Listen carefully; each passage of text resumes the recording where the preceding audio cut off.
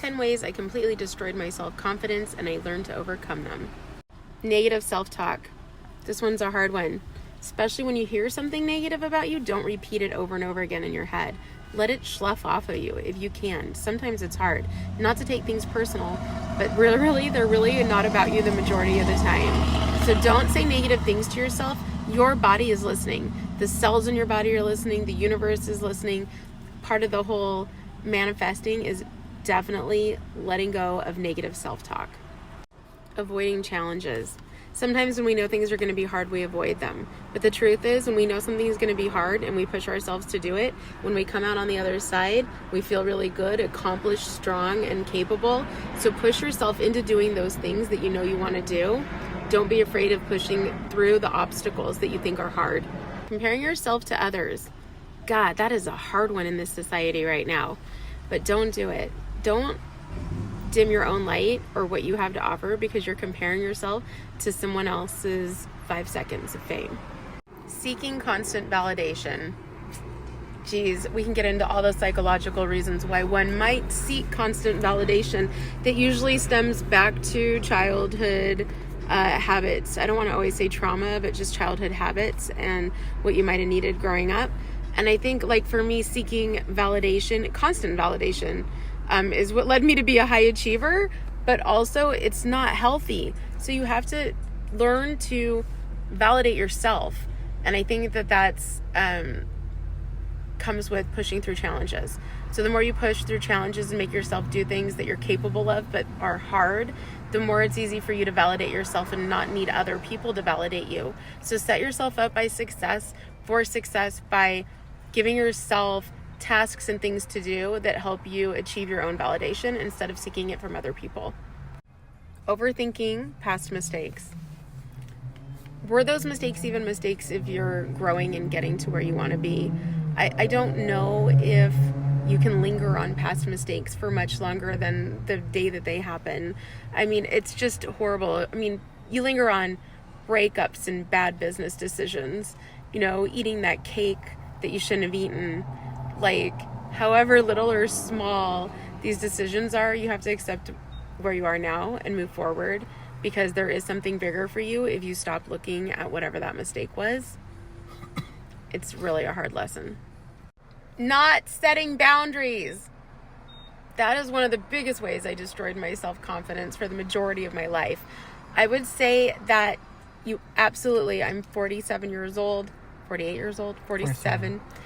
I have a serious issue setting boundaries all the time, but the truth is you have to value yourself.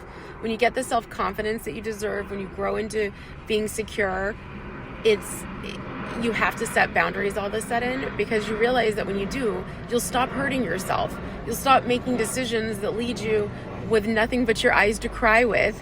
Set those boundaries. Start with small ones, just simple ones, like with your kids even, because you always do things out of mom guilt or because you feel like you have to or whatever. It's okay for you to say no because you want to say no, because you don't want to do something. It's okay for you to set boundaries in your personal life, in your marriage, in your friendships, in your mothering, especially mothering.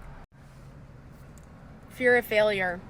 I know this is a big one for a lot of you guys. I would say the majority of all my clients don't want to jump into something, or they don't believe in themselves enough to just go for something. It's fear of failure. What do you do when you're old and you're like, I didn't do this and I didn't try this and I didn't go to this place and I didn't want to go because I didn't want to go with myself, or whatever your reasons are or the reasonings that you come about? Don't be afraid to fail at something.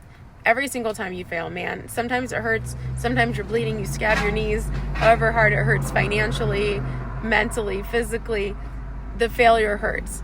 But you learn from it. All great things come through pain and learning and suffering. Nothing really great comes easy. So it's okay to fail. So put yourself out there. Fail your way to success. Neglecting self-care. And when I talk about self-care, I don't necessarily mean getting a massage or getting your nails done or getting a facial. I mean self-care like, have you had a physical in the last year? Did you, like, if you're a woman, did you get a pap smear? Have you had your breasts checked for cancer? When was the last time you looked at your blood work? Self-care, the things that we put on the back burner because we're working. In the name of working, in the name of making money, we put our self-care on the back burner. Do you meditate? Do you take 30 minutes to take a walk? Do you tell your husband, I can't, I need alone time? Do you stick up for yourself and put those boundaries and protect your health and your wellness? Put yourself first no matter what it is in little ways. You don't have to be a selfish person. Just put yourself first and don't regret it and don't feel bad about it later. All of these things are connected, but when you break them all down, it's really the things that are the difference between destroying your own self-confidence and giving it to yourself. Okay, 9 is doubting your abilities. Doubting your own abilities. God, I used to be so confident in my abilities, and then I became like, oh my God, I'm not really as great as I think I am. I need to learn. I need to evolve. I need to take on more challenges. And when you came to the other side of that, it's really amazing when you give yourself the confidence to know that you're capable. You didn't know how to work. You didn't know how to write. You didn't know how to read. You didn't know how to ride a bike, drive a car. You didn't know anything. How to use this phone, how to check Instagram. You learned it all. At no point do you have to stop learning. My dad's 80. He still learns new things every day. You can give yourself the confidence to gain the skills that you need, to learn, to get a mentor, to follow through, to find somebody, to figure it out. Whatever. As long as you know what it is you want, you can learn it, you can achieve it. Don't doubt yourself. Okay, number 10 is surrounding yourself with negative influences. This is a big one. This is a really big one, and this comes with the healthy boundaries also. When people are negative around you all the time, and you're already fighting maybe being negative. I know I fight being negative. I grew up in a very negative atmosphere. My mom was sick, a lot of alcoholic boyfriend, all these things when I was growing up, and it was negative, and I have to force myself every day to not be a negative person. So if you're already struggling with not being negative or seeing the negative or always staying positive, and then you surround yourself with other negative people, you will never get out of that. You will never get out of that mindset. You will never be able to reach your full potential. So it is imperative that you not only check yourself for your own negativity levels, but also don't surround yourself with people who subscribe to them and allow you to subscribe to them. Surround yourself with people that push you to be better.